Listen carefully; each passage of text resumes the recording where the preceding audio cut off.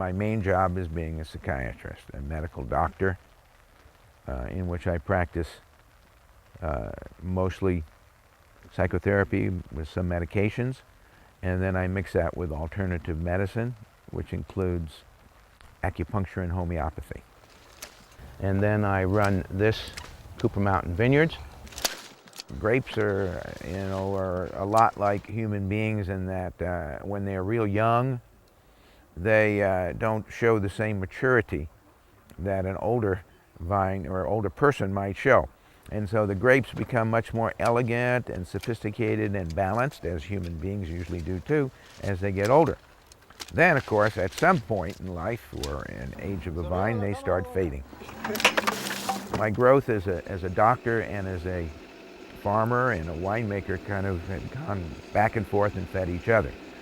As an example, I know in this very plot here in the early 1980s,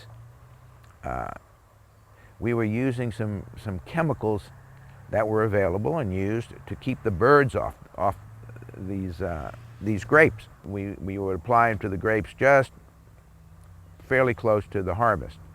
And what would happen with that is that the birds would eat it and they would eventually vomit because it affected their nervous systems. We were all told that these chemicals disappear. You know, you don't pick, there was a certain time, about 10 days, that you don't pick for. And then Canada decided that they were going to measure the amount that was left in the wine, which none of us even thought about because we were told it was all gone.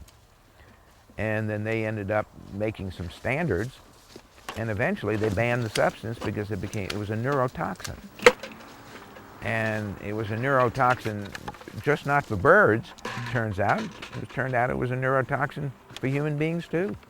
That knowledge in my mind, that came from agriculture.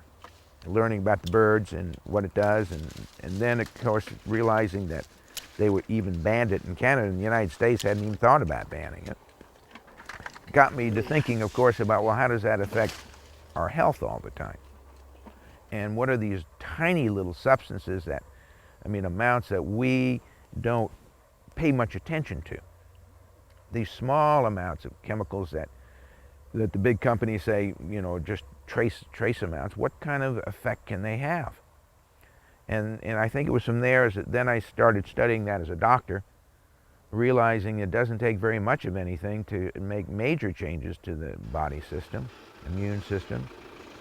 I began kind of studying that side of medicine and trying to minimize the amount of medicines I was using.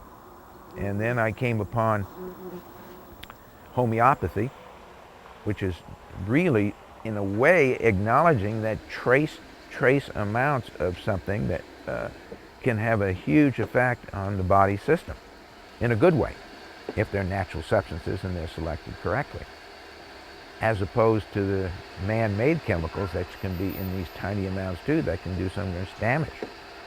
So I became very aware of that and realized that that same system for the human being in homeopathy had been used in agriculture by Rudolf Steiner in what was called biodynamic farming, in which he had actually taken some of those homeopathic substances and sprayed them on the plants.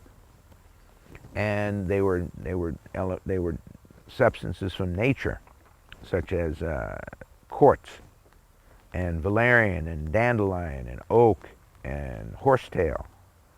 And he noticed that spraying them on the plants increased the balance and the strength of the plants and made them more resistant to disease.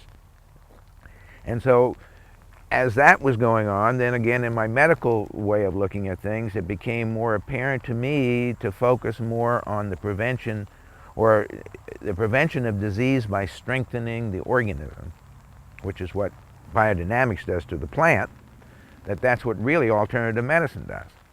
It makes the body stronger, it enhances the immune system, and then it naturally fights off diseases without the bullets that are used in traditional medicine and in agriculture, the chemicals or the drugs. And so back and forth, that's how my mind developed in terms of treating plants and people pretty much the same, trying to put them in balance, trying to not get away from the stress idea, but put the mild stress on the system so it builds up its own immune system, and that basically through organics and through biodynamics is how we've evolved here in the vineyard.